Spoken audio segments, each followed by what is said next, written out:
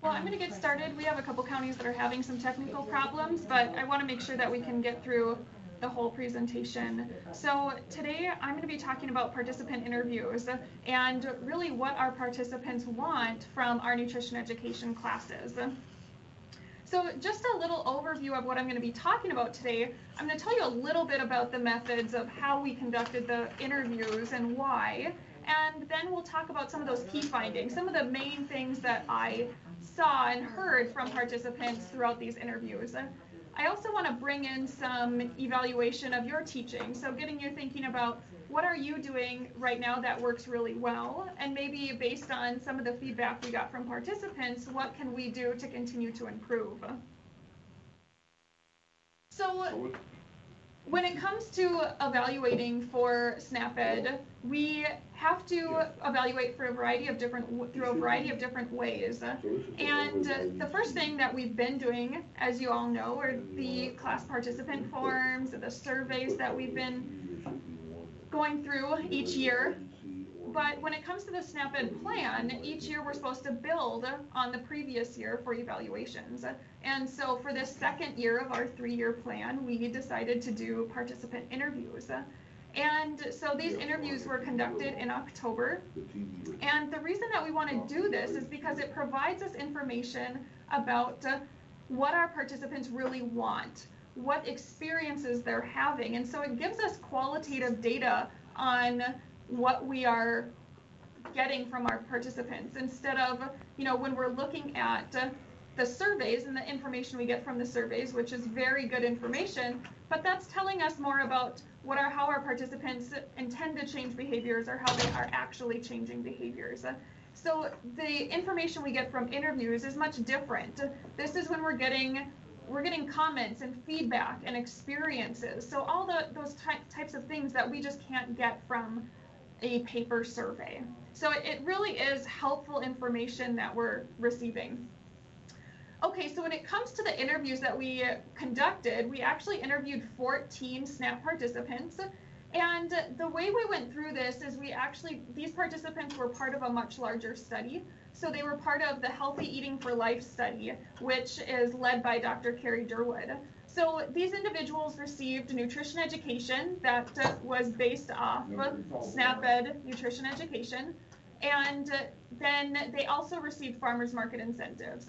So there were a couple different components of the intervention that these participants were receiving.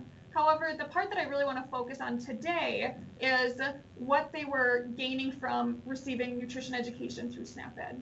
So again, they followed the CREATES curriculum, they used the CREATES handouts, they followed My Plate. So the education itself was based directly off of the education that you provide in the counties. However, these NEAs were hired specifically for this study. So even though this was conducted in Cache County, they weren't the Cache County NEAs that I'm going to be referring to. They were NEAs that were hired specifically for this study. So again, the purpose of this was to figure out what are the experiences of our participants. How do they like our curriculum? How do they like our teaching strategies? So it gives us some really important information. So I wanted to give you an idea of some of the questions that I asked participants. And again, they received a couple different interventions, but for the purpose of this presentation, I'm just talking about the questions that were asked based on nutrition education. So what were some of your experiences with the nutrition education? What did you learn? I think I probably need to go through UEN. And as a result, did you make any changes? Salt Lake County, if you can put your microphone on mute, that would be great. Okay, can you see us now? I'm just going to pause for a second. We cannot see you still. Okay, I guess we'll do this way. Oh, got it. Okay, so as I said, we had a variety of we asked these specific questions for the nutrition education component of this intervention. So when I went over these questions with participants, I took down notes, but then we also audio recorded everything. And then those audio recordings were transcribed. And so I was able to look at the notes that I had and the different quotes from participants. And based on that, I was able to develop some themes or some things that I heard over and over and over from participants. And those are the types of things that I'm going to be talking about today. So I'm just going to go over these themes quickly because I will be talking about them more in depth as I continue the presentation. So some of the things that people talked about most was that the NEA is important, that it's really important to them who is teaching and how they're teaching. They really appreciated the group classes. They also really enjoyed and appreciated the cooking demonstration and the recipe sampling because it helped them feel like they could make these recipes at home. Lastly, or second to last, they really loved the Creates curriculum, especially the Creates handouts. And a couple of participants wanted to point out that it's important to know who you're working with. Some participants, even among all of our low-income audiences, are more experienced in the kitchen than others. So it's important to just be aware of that. So I'll talk about those a little bit more in depth. So when it came to being an effective teacher, that was something that, if you went back and looked at the questions that I asked participants, I didn't ask them what they thought of the teacher or what made an effective NEA. I just asked them how they, what their experiences were in the classes. So I think it speaks volumes that we had so many of these participants talk about how important the NEA was to their learning experience. So a few things that came up. One, participants really appreciated when they were greeted by name, which I understand is not always going to be an option because we have classes where we have new people coming in all the time. But I know a lot of you do teach in classrooms or you teach in areas in places where you are seeing people come back. And I do think it's something to think about, maybe even thinking about, okay, if I can greet a few people by name or at least trying to work on that. But again, I understand that that's not always going to be the case. It's not always going to be an option. Another thing that came up among these interviews was the NEA being personable. So especially for these individuals when they were coming to the classes for the first times, and it's a little bit more uncomfortable, they don't know anybody yet, it was really helpful to have an NEA who was really easy to talk with and really easy to communicate with and kind of help them feel comfortable in that classroom situation. But two of the most important and I think commonly discussed traits were being relatable and realistic. So when it comes to being relatable, the NEAs in these classes talked a lot about their own stories of different issues that have come up. Maybe for one of them, she has stepchildren that are high school age, and so it's how to actually teach high school children or high school age kids about nutrition, how to get them eating healthy foods. She also, makes sure that she has a budget, and so she's always trying to, cook based on that budget. And so she was taking these personal stories and bringing them into the classes that she had, and participants really appreciated that. So we had a lot of participants who commented on the fact that they were able to relate to these educators because these educators had experiences that are similar to their own. So I think that's really important to recognize. I also know that not all of you are going to have personal stories that you can bring into the classroom. Maybe you've never had to be on a food budget, or maybe you've never had to help kids or help your family eat healthy on a budget, but you've probably worked with people who have. And so even if you can't bring in your own stories, this might be an opportunity for you to talk about other people's stories. Obviously without using their name or identifying information, but maybe saying, what, I hear this a lot with my participants. These are some of the ways they overcome it, or these are some of the struggles that I've heard most commonly. So it's just, helping participants feel like they're not alone when it comes to trying to eat healthy on a budget. So lastly, with being realistic, this is really understanding the participants' needs.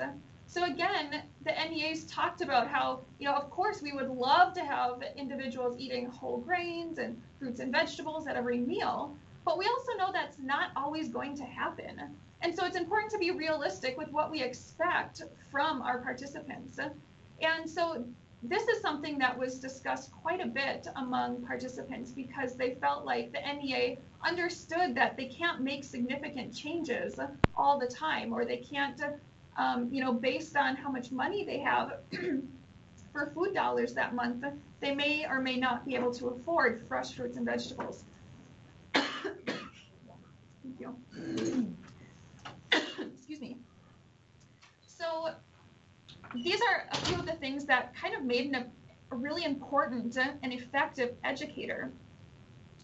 So when I was going through these transcriptions, I picked out quotes that I thought would be really helpful to see, kind of that displayed the information that I'm talking about. So here's a quote from one participant. She, referring to the NEA, shared personal experiences. She didn't come across as, I eat healthy perfectly all the time, but she's like, this is reality and realistic. And yes, we have unhealthy foods sometimes. That's what you do. You've got to do what you got to do. And she was just very relatable. I can relate to her because she shared real life experiences. She didn't come across as a perfect eater, but she was also very knowledgeable. So I think this speaks volumes as to really what our participants want from you as a teacher. They really like when you can help them see that they're not alone, that other people have these same types of issues, and there are simple ways to kind of, overcome and try to improve their diet without having to make significant changes all at one time. So I would like to bring in a little bit of discussion, and I hope that some of you will be comfortable participating to kind of make this a little bit more, to kind of break up the lecture a little bit.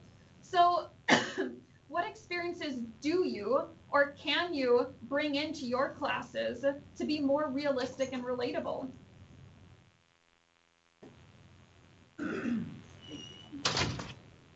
Matea, this is Sharon. I Hi, think Sharon. it's important. I think it's important to talk about sometimes foods, because when we talk about, with our diets and things, yeah, we want fruits and vegetables, but we need to recognize that, I like eating cake, I like eating candy bars, and letting them know that, and how do I fit that in my diet? And so anyway, I think that's an excellent way to be relatable, because I think sometimes when people come to nutrition education classes, they think of whoever's teaching as a person that eats healthy all the time and kind of seems like that unrealistic healthy eater. And I think it's important for us to recognize, it's okay to eat those sometimes foods. It's okay to have those foods that are fun foods. And, everyone should have the opportunity to do that. So thanks, Sharon, for sharing that. Who else? I have something. This is Laurie from Juab County. Since I've become single and cooking for one, it's totally different than cooking for a family. And then also I have grandchildren that come to visit. And I have so many people say, well, we can't do the family meal time, or we can't do the conversation jar because we don't have, family. And I said, yeah, you can. When your grandkids come, or you have neighborhood kids come, or you have family, children or family that comes, you can do these things with them when they do come. And then we also talk about different tips and ideas of things that I have found out that when you're, feeding one person, it's a different story than when you're feeding a family of 6 or 7. And so buying frozen vegetables helps with that. Buying things and breaking them up in smaller portions when you get home. Things like that. And, knowing how to use your appliances in your home, like your microwave and things like that, help as well. So anyway, Excellent. That's something I've been doing. Thanks, Laurie. Yeah, and I think it's great to point out that not only, having those personal experiences of, okay, this is what, I've experienced living alone, and some of the things that have worked really well for me, but also pointing out that, we can still have some of these opportunities of like family meal times. Anyone else who wants to share?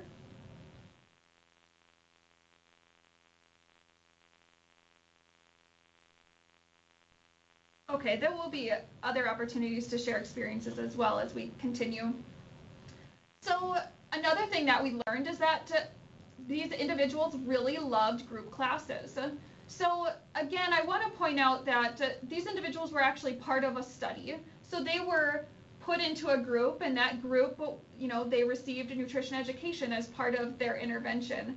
So they received classes in like a series. So kind of what we've been promoting with the Creates, where they receive education on a different Creates lesson each time they come.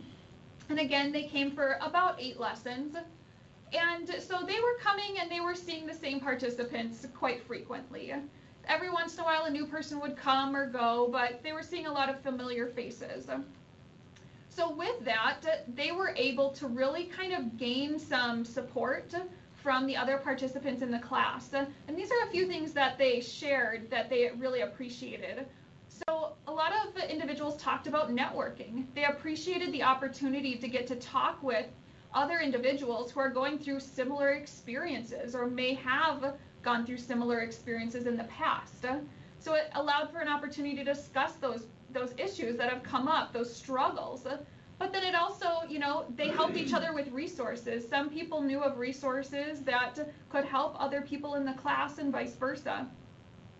A couple of the most important things that were talked about is sharing stories and sharing tips and tricks. So participants really loved being able to come to this class and not only learn from the individual who was teaching the class, but also to learn from the other participants in the classes. So a few of the things that people talked about were, it was nice to be able to hear the stories that people have about what it was like to get their young children to try fruits and vegetables, or how it is that they incorporate fruits and vegetables into their meals at breakfast and dinner time and things like that. So it allowed for this opportunity of sharing. And the MEAs in this case were actually, as they would go through their presentation and as they would do their cooking demonstration, they'd stop and they'd ask participants, how have you overcome this challenge? Or how have you incorporated more whole grains into your meals, into your family meals? So it allowed time for participants to share. And that was something they thought was very, very helpful. And so one participant I remember talking about, she said, I feel like I learned more from my peers than I even did from the teacher, because they had so much experience of going through the same things that I've gone through that it was really easy to relate to them and really easy to just learn from what they've already learned. So again, kind of some of that support of sharing with others that have had gone through similar life experiences.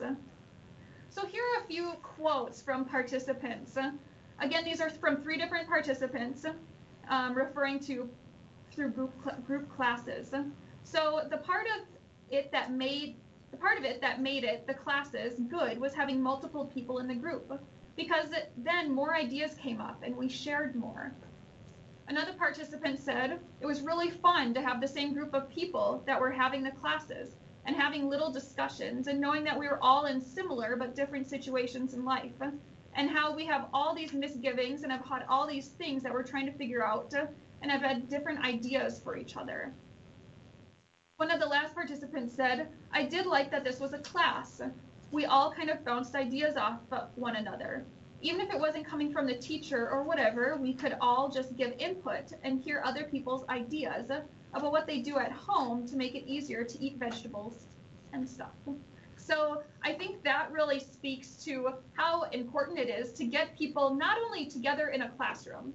I think what we're seeing here is that it wasn't just the fact that we have people together in the same room that are receiving education together. It's the fact that we're using individuals in the room to help teach these concepts. So I think that's what makes these group classes so effective. So what do you think you can do, or what do you currently do in your county, in your classes, to improve the group education, to improve this experience that I'm talking about?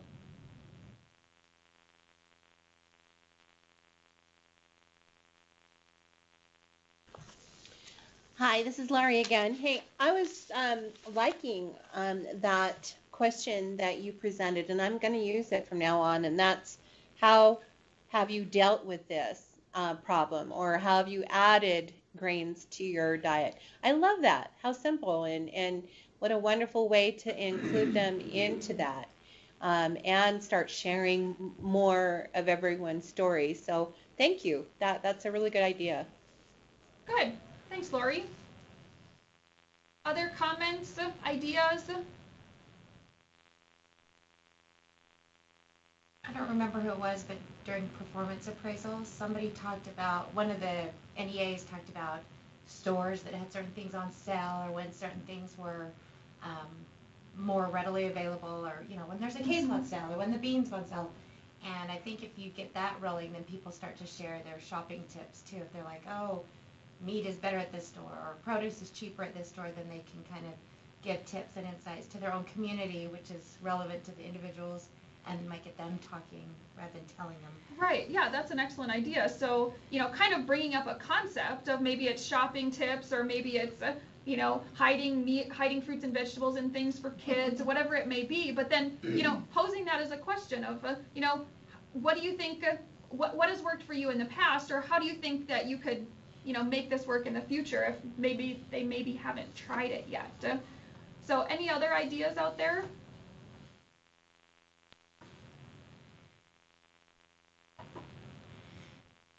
I do this in one of the classes that I teach, and I can sit here for a really long time in silence, so.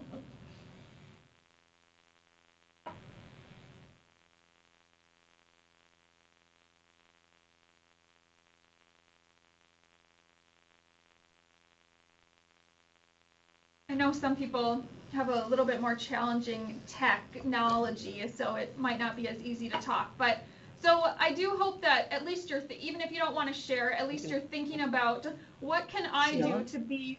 Just turn it off. I hear somebody. Go ahead, Barbara. It's Barbara, Emory Hi, County. Barbara.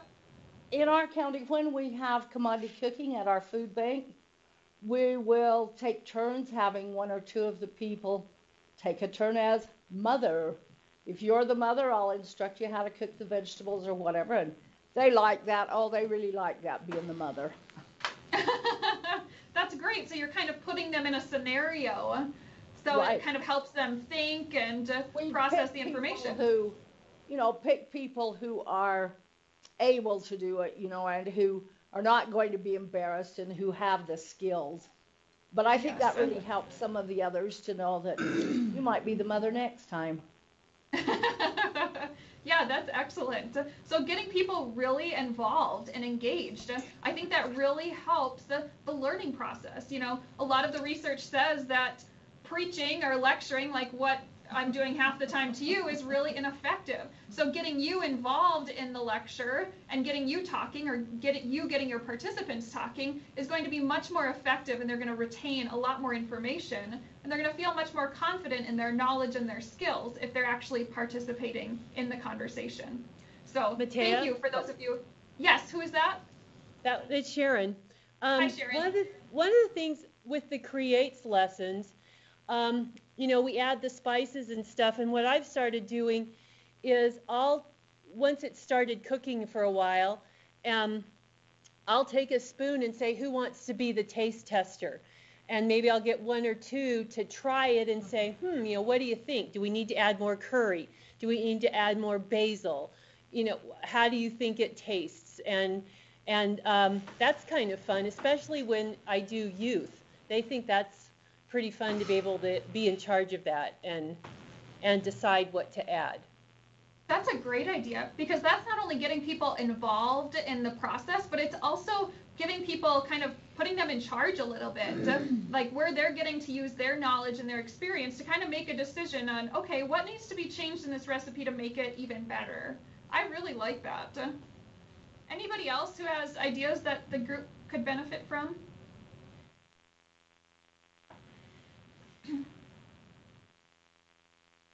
Okay, well, like I said, I do hope that at least it gets you thinking about, what I can do to improve this group education. So it's not just that we're getting people together, but it's that we're getting people together in a way that they can communicate, where they can learn from each other, where they can, learn from themselves and be very hands-on in this education. Another thing that came up was the cooking demonstrations and the recipe sampling. So this is something that Food Sense has really always done. We've always not only provided this education, but we've done these demonstrations and provided these samples as a way to help get people involved and to help them try our recipes. But not all nutrition education programs are like that. And so I thought this was really interesting because this really points out to me how effective those components of this education really is. So participants talked a lot about how these cooking demonstrations made the recipes seem much more realistic and much easier to make.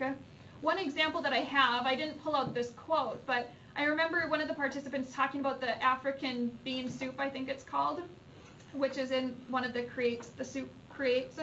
And she talked about how she saw the recipe at the beginning of class and she thought, I will never make this. There are too many ingredients. There are weird ingredients in there. There's peanut butter in the soup. Like, that doesn't make sense to me. And then she went through the process of watching the NEA do the cooking demonstration. And then all of a sudden it was like, okay, this seems doable. It doesn't take as long as I thought. Putting the ingredients together isn't as difficult as I thought. And then once she tried it, she realized that she loved it. So not only was it easy to make, but it was also really delicious, and she felt like it was something that was worth making for her family. So, and I know in most scenarios, you're doing cooking demonstration and recipe sampling, and so I'm saying this more as a way of, but yes, we are doing something that's great. We're moving in the right direction.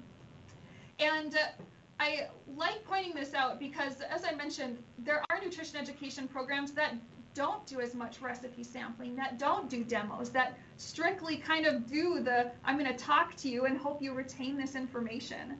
And so I think it's really interesting that we are taking some of these different components of education, putting them together, and making it so participants are really increasing their self-efficacy, or that idea of, I can do this at home. So another thing that's important to think about when we're talking about actually being able to taste these recipes is that, we're working with audiences where they don't have the free money to just look and find recipes and then go out and buy the ingredients and hope that their family likes them. That's not the way it's going to work. They don't want to waste their money on recipes that no one's going to like. So we're really making it easier for them to find recipes, taste them, and ensure that it's worth their money and worth their time. So again, we're showing individuals that these are delicious recipes, or maybe it helps them figure out which recipes they like versus which recipes they don't like. Everyone has their own preferences. But it also helps participants realize, wow, I can actually cook from scratch. I don't need to use all these processed foods. I can make a pizza instead of buying a pizza. So I do think that this is a really effective thing that we are participating in right now. A couple of quotes that I pulled out. Here's from one person, but it is so much more helpful to see new meal ideas being presented right before us, so that we see how long it takes to cook, and we see the process, and we see the measuring, and being able to taste it right there. It was really helpful. Yeah, basically the cooking demonstration was the difference that made it all that much better. Another participant said, I love that we got to have the little sample of the recipe. I told you I'm really busy, right? That was my lunch on Tuesday afternoons. So it is something that participants really appreciate about the education that we provide. And I think it's important for us to recognize, I know there are certain situations where we don't have the capabilities to actually do the demonstration. So I know sometimes I've heard that NEAs will bring something that's pre-made and still have them sample it. So at least they're still getting to try it. I know there are going to be situations where you can't actually do the demonstration. but getting people to actually try that recipe, or even if you can put out the different ingredients and the recipe and the finished product to show people, hey, this is what it looked like before. These are all the ingredients, things that you can find in your home, and this is what it made into. So even if you don't have the capability of actually doing the demonstration, at least you can kind of show that before and after. Okay, and I didn't put a question here, but I just want to ask, are there any really effective ways that you have found to actually do these cooking demonstrations? Anything that you've thought has worked really well that participants have been really responded to? This is Sharon, and Laurie. Oh, Go ahead, Sharon. I have people time me. And we made pancakes, and I said, okay, here's my stuff, and I measured it all out, and I didn't have it pre-measured, and it took 4 minutes to put all the ingredients together, and they were amazed. That didn't include cooking time, and with other recipes too, with the soup or the creates or the stir fry, it's like, well, look, how much time, let's time ourselves and see how long this actually took to chop, cook, and do. And they're amazed that it's 15 minutes later. Right, and that's an excellent idea, because as we know, one of the biggest things that comes up is people say, but it's faster to go get fast food, or it's cheaper to go get fast food. And so I think showing them, like you said, if you time and they see it takes 15 minutes to put this meal together, which is less than what it would take to drive to get fast food and come home, then I think that's going to be another component that's like, oh, this is really eye-opening. So yeah, I love that idea. Was there someone else who was going to bring something up? Yeah, it was me, Laurie from Juab again. I just think what was mentioned before too is having them help you. I think that's really important for them to be able to learn that they can do it, and have you there to help them and guide them on how to do the dicing, how to do the knife skills. And we've done that a lot with youth and as well adults, but the youth really do like the hands-on, next to you type of teaching. So I think it's a good thing. Yeah, so actually getting participants involved in the cooking demonstration itself is really helpful. So yeah, those are great ideas. So the next theme that I really noticed was that they loved the Creates curriculum. And they didn't know that it's the curriculum itself. They didn't know it was called Creates. But what came in, what people talked about over and over and over was the handouts. Oh my gosh, people really, really loved this idea of taking things that you have in your cupboard and making a meal with them. Like, it was kind of a whole new perspective on cooking. One woman said it totally changed the way that she felt about going into the kitchen and preparing a meal. That she went from thinking about cooking for her family as being something that was really stressful, as to all of a sudden realizing that if it's not planned out, that's okay, because we keep these certain foods in our cupboards that we can actually make into a meal. And so it really relieved her stress. So it really, a lot of participants just talked about how it made cooking seem so much easier, so much more realistic, where they felt like they didn't have to go to the grocery store as often, where they were using things that were already in their fridge, already in their cupboards, instead of going and spending more money on different recipes. And it also helped, some people are really good at that menu planning while others aren't. And so I think it really relieved some of that stress that some individuals have about planning menus in advance. Another thing was a lot of people loved the recipes. So we followed the same recipes that were on the back of the Creates handouts. And so each week they tried a different recipe from a different lesson. And for the most part, people really enjoyed the recipes. They thought they were really easy to make. They thought they were really delicious. A lot of people, by the time they interviewed with me, they had already tried multiple recipes at home. And a lot of people talked about how they even kept all of their Creates handouts together and would actually, keep them all the handouts in with all of their other recipes in their recipe book. So I thought that was really neat. It also increased the knowledge of various ways to cook. One guy talked about how when he thought of using a blender, he thought of using the blender as a way to make milkshakes. He didn't even think about how you could put some fruits and vegetables and yogurt together to make a smoothie. And so it totally opened up his eyes to, wow, like what I can use some of these kitchen appliances for. So I thought that was really neat. Something that was brought up a lot that was eye-opening is the experimentation with spices. Participants loved being able to take the same types of ingredients and put them together and make an entirely different meal just by changing some of the spices. And this made me realize that, currently I have a spice handout that I need marketing to make pretty so I can get it out to you guys, and it made me realize we need to get that out there, because this is something that so many participants talked about, how they loved that they could experiment with spices to make entirely different meals. So that opened my eyes up to what something that I need to do to really help us provide better education about spices. And again, it helped people realize how they can use leftover fruits and vegetables or grains, things that are in their cupboard, before they spoil. So it kind of reduces that amount of food that's going to waste. So a couple of quotes that I picked out for this from two different participants. I also love that the recipe cards were not just a single recipe, but that on the back it shows you how to build, so that you can use any ingredients or leftovers, or just let your imagination run wild, because you have the steps of how to build your own recipe. And I absolutely loved that. The next person talked about how they, referring to the Creates handouts, just made it easy, like how to create an omelet.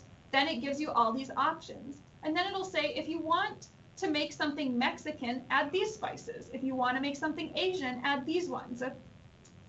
All these different ways that you can take the same ingredients but make a totally different thing. And I thought that was really helpful. So I think it's important for us to, I guess one thing that I really liked is that these participants pointed out some of the things that we are doing really well. They love our Creates curriculum, which we are following. They love how we do our demonstration and our recipes, and allowing them to sample. They like being in groups. So I think one thing that I gained from this is what we are doing is really working. They like how we're providing our education. They really like not only how the information is provided, but really kind of how we're encouraging them to continue to eat healthy on their own, and how to get their family to eat healthier. So I really think it speaks so well to what we are doing and the education that we are providing. With that said, I did have a couple of participants who felt like the information was a little bit basic. Again, I just want to mention that these individuals, they were all SNAP participants, and the only difference is that they were assigned to a group that received nutrition education. So they are a little bit different from our target population who choose to come to our classes. So that may be the difference here. But some participants talked about how it would have been nice to get some more detailed information about maybe some unique foods, unique grains, unique fruits, or unique vegetables, and how to cut them, how to prepare them, to make it so they're kind of learning something new that they didn't know. So we don't necessarily have that in the Creates curriculum, but our old curriculum really goes into depth about specific grains, specific fruits and vegetables. So if you feel like your audience is kind of needing something that's unique or something that's a little bit different, you can always add that to the Creates curriculum by talking about a new grain or talking about a new fruit or vegetable that you think they might not use very often. Another thing a couple people talked about was trying to make cooking techniques more challenging. So, figuring out, new ways to make foods. And again, this may or may not be something that's applicable to your participants. I'm bringing this up more so because these are some of the things that I heard, not necessarily because I think that you need to be making these changes to all of your groups. But I do think it's something for us to think about. when we go into these classes, are we thinking about who our participants are in this class? How much education they have in nutrition, how many times we've been there before. Maybe we do need to advance some of the education a little bit because of what they already know. So I think it's just something for us to be thinking about. Again, what I really want you to gain from this presentation, from these interviews, is that I think we're really headed in the right direction. I think we have so much that we are doing so well that our participants really value. And I think that really speaks to how you guys have all worked hard to really meet the needs of the participants that we're educating. So I think it's pretty incredible. So what can Food Sense do? What can we do as a state office? What can we do in the counties to improve teaching methods or to improve our education to meet participant needs?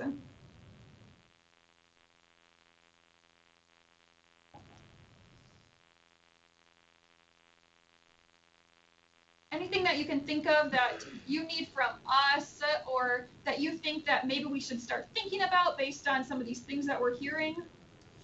This is Laurie from Geauga County. A couple of days ago, Heidi sent out a what's in season page that you could click on, and then you automatically were sent to another place that had more information and worksheets and whatnot that belonged to that. I used it on potatoes one day when we were making potato soup, and it's awesome. So, because she took the time to send that out to us, it saved me time trying to find something. And, Excellent. you know, scrolling the internet, trying to say, oh my gosh, you know, I've got to figure something out. It was nice to be able to just have that, click on it and say, okay, what do you have? And then go through it and pick what I wanted for that class. So thank you very much for that. And would you please keep doing it? Definitely. When you find It's good to send know it our that, way. Yes, it's good to know that you find some of those emails helpful when we find resources that can really supplement the CREATES curriculum. So I'm glad those are being used, and we will continue to send those links out to you and those PDFs out to you when we get them. So that's really helpful to know. What else can we do to improve? This is Nikki at Weber County. Hi, Nikki. I just wanted to kind of go along with what she just said, to keep educating the NEAs on different things, so we're up on the different techniques and sending the information out to us. I think that's really helpful. Okay, perfect. So we know that, we appreciate that input because it helps us understand how valuable some of these resources are to you. So we will definitely continue to do that from the state office. And like I said, I will, we work hard on getting some of these new materials to you, so I will make sure to make the spices handout a priority, and our physical activity curriculum is in the works, and so, we'll continue to try to get these different resources to you as fast as we can. Other comments of what we're doing really well or how we can improve? And not just at a state office level, but at a teaching level.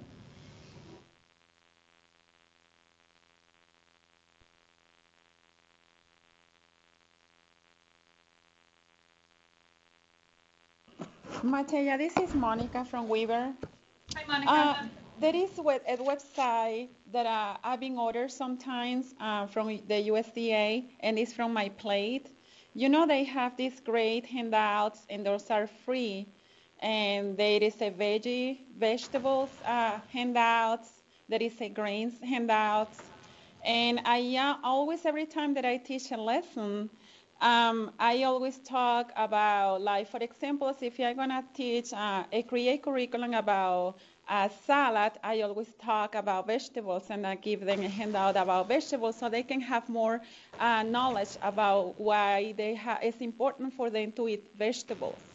And I thought along, like the last time I taught a lesson, it was like 2 weeks ago, and I teach a lesson about the create curriculum about salads. And I told them how to make a salad, but using quinoa. because a lot of people doesn't know how to cook with quinoa and use grains. And they love them. And like Sharon said that sometimes she measured the time, I use them and I told them while the quinoa is cooking, let's measure how long it takes you for you to make this salad. And it took me 25 minutes exactly to make the whole salad and cut the vegetables and everything. And they love them. But maybe that's what we need, like more handouts about like this, so people can have something else, you know?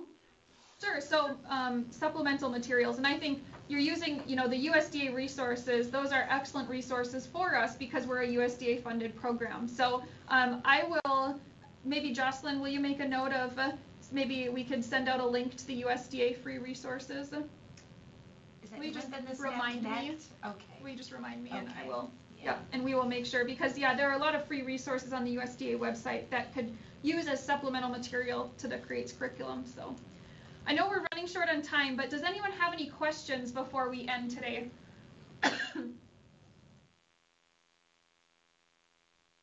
And I have to say, I like talking about something that's not me preaching about evaluations and what changes are being made. It's nice to have an audience who is a little bit more responsive to my discussion today. So I really appreciate all of you that had input and kind of brought some experiences and ideas to the table. Okay, well, thank you all for being on today, and if you have any questions or if you want more information about the surveys, please just send me an email and I can get that information to you. Have a good day. Thanks for your time.